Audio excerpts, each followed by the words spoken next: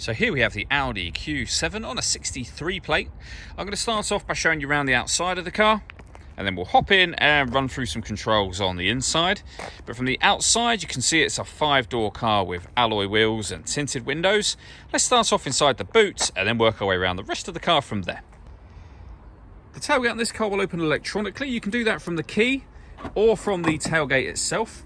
As we approach the back of the car, you'll see we have reversing sensors. This car's also got a reversing camera as well. Plenty of boot space. At the moment, we are in the 5-seat configuration.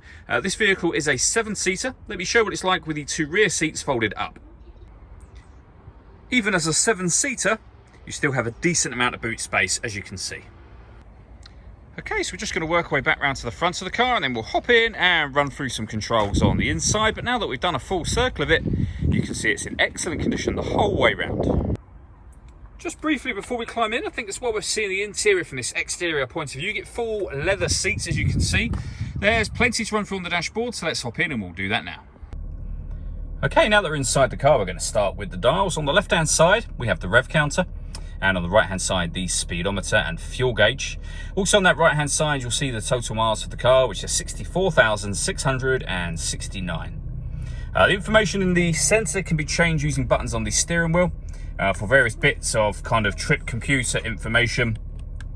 There are various things you can change it to: your stereo, as you can see, car information, your telephone, and all of that is changed by using the buttons over on this left hand side just here. On the right hand side, we have stereo and phone controls. Just behind the steering wheel, the minus and plus paddle enable you to change gear manually with this automatic gearbox. And then underneath here, we have cruise control for the car. Over in the center, we have the main screen. So everything on here is controlled using this dial and the collection of buttons that surround it. You have the main volume for the stereo just there. Most things can be done with this dial and those 4 buttons, although you can access some menus directly. For example, if we press that button for satellite navigation, we are now on the satellite navigation menu.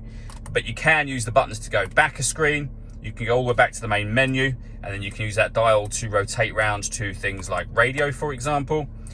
You can use the buttons and you'll see there we have DAB, FM, medium wave and long wave radio. If you want to listen to your own music, you can do. Under the media heading, again, there are plenty of ways to listen to your own music, all being shown on screen now. And they include Bluetooth audio. So once you pair your phone, not only can you make and receive phone calls, you'll also be able to stream your music as well. There's plenty of other things up on here. Obviously, satellite navigation and your phone are 2 of the main ones, and you have basic bits of car information as well. We have buttons either side for things like parking sensors. This button will shut that screen off. So if you're driving at night time, for example, and you find that you're getting too much glare, you can shut that off from here. You can also turn off the stop and start. This car is designed to cut out when it's stationary in traffic to save you fuel. That system is now off. Working our way down, we have the key for obviously starting the car. So the ignition is just there on this car. We can turn the hazard warning lights on and off, the traction control on and off. We have the CD player just there. You can open up that section and you'll see we have SD memory card and SIM for your phone, so SIM slots as well. We then have dual zone climate control, so you can adjust the passenger temperature, the driver temperature.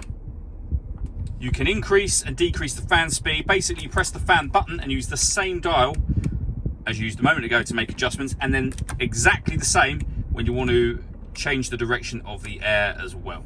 So, and your heated seat, in fact. Everything can be done off this dial after selecting the thing it is that you want to change, if that makes sense. Air conditioning is off, or back on again, or you can hit auto. The car will now maintain those temperatures by taking control of the fan speed and the direction of the air. You can override that whenever you wish to, or you can just press auto to turn that off. As you can see, it's now gone off from me manually adjusting the fans.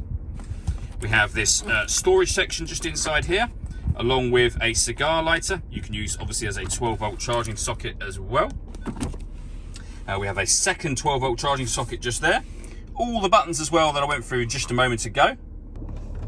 And then finally, this car's got 3 essentially separate sections of sunroof, if you count this one as a double. Up here, you've got various different buttons that you can make adjustments with, one of which will open the sun blind at the front here. Obviously, you can leave it like this. That lets in a huge amount of light, as you can see. Or if you wish to, you can open this front section as a proper sliding sunroof, and you can even open the rear section as a tilting sunroof as well. All that leaves me to say is thank you for taking the time to watch this video. If you'd like to come and see the car in person and have a test drive, please feel free to give us a call here at Mach 1 Cars. We'd love to hear from you soon.